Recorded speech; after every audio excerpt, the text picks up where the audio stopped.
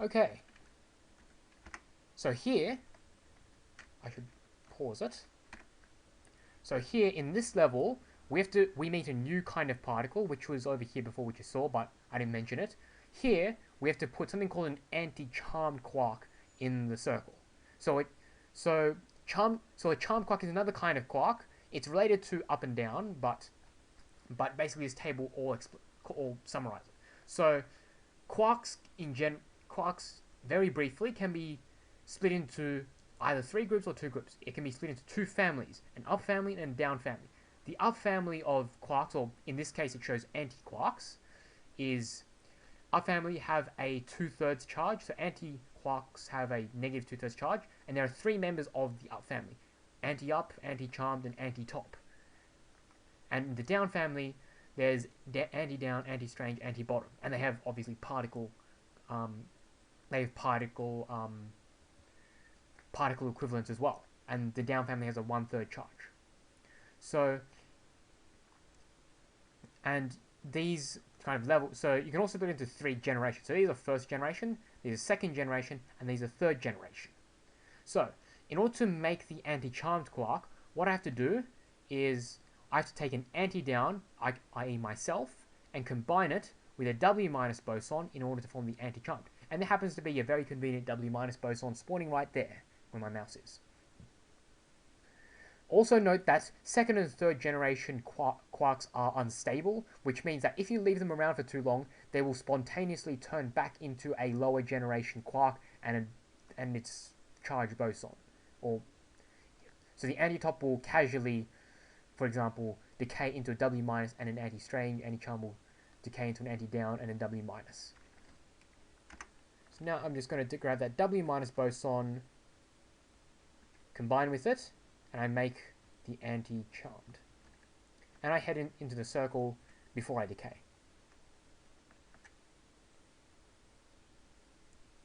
Like so.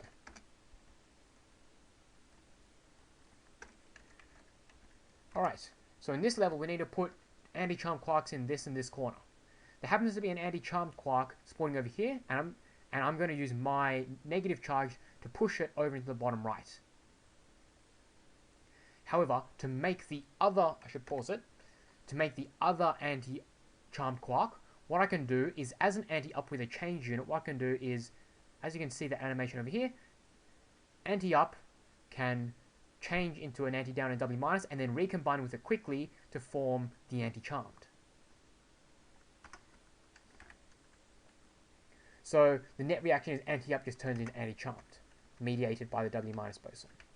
So push it over there, make a boson, recombine with it. Hopefully the particles don't decay.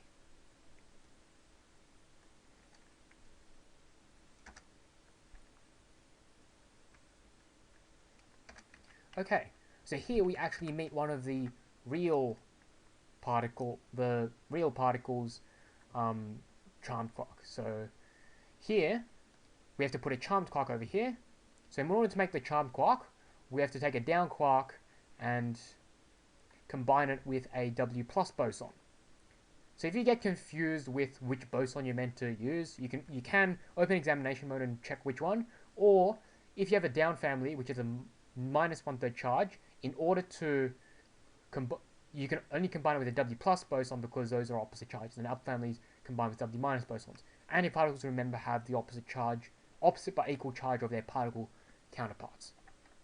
Also note that you are in danger of being annihilated here because you are an anti-down, that's a down, but as an anti-down, I can turn into a W+ and an anti-up.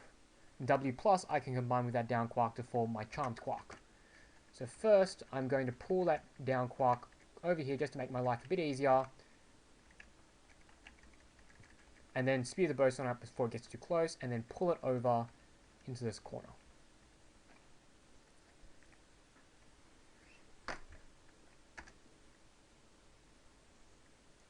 Okay. So here, in this level, we have to put a strange quark into the circle over here. To make a strange quark, we need to take an up quark and a W- boson. And you've got an up quark spawner and a down quark spawner over here. you've got the safe option, which is probably generating lots of data by decaying bosons to form neutrinos and stuff, and then collecting all the data to the point where you can turn into a different one of these bigger quarks which won't annihilate with an up quark, or rather one of these bigger anti-quarks which won't annihilate the up quark.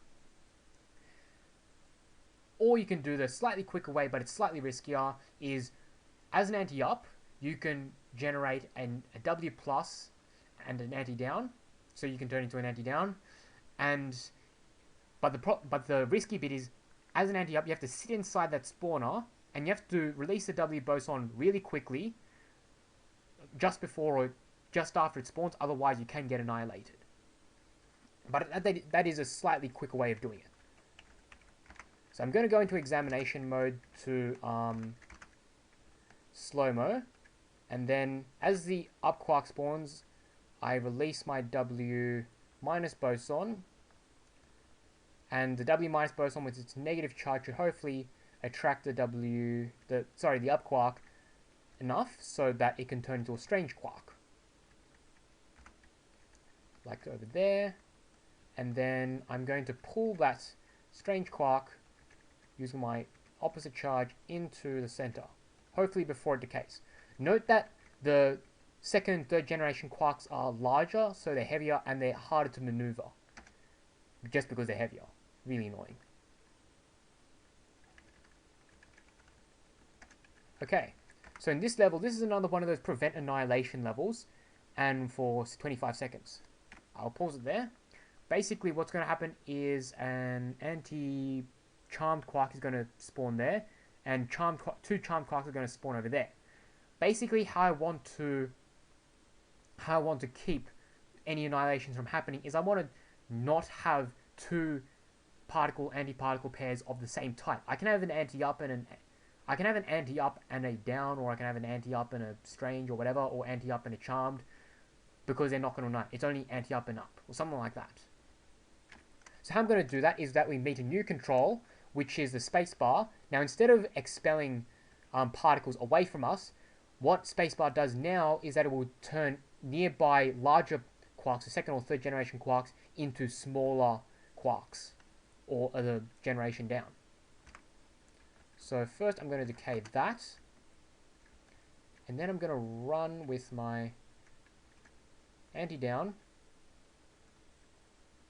and hopefully those down quarks, when they appear,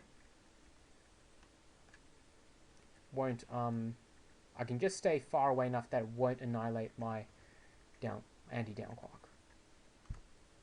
You can go a bit more crazy and try and decay everything else and combine stuff with W boson to form larger quarks, but that's a bit more complicated. It's hard to keep track of. Okay, this is actually a really difficult level. So basically what we have to do is we have to deliver a charmed quark. And if you can't remember, which honestly I don't really, to make a charmed quark, you take a down quark and combine it with a W+. So you've got 3 down quarks around here. And what else is there? Okay, we start off as an anti-strange quark. So we can turn into a W+ and an anti-up.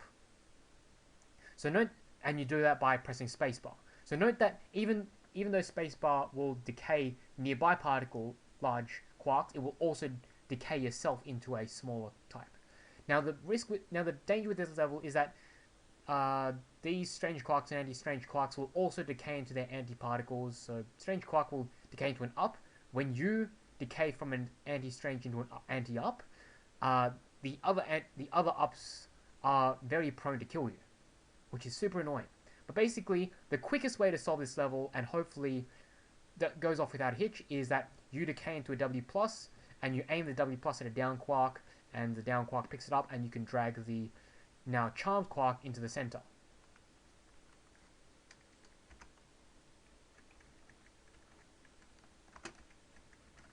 So now, hopefully, I can do it before everything decays. Okay, that was very lucky. Normally, stuff goes everywhere because it decays or annihilates. So, that is the end of Chapter 6, and I will see you in the next episode.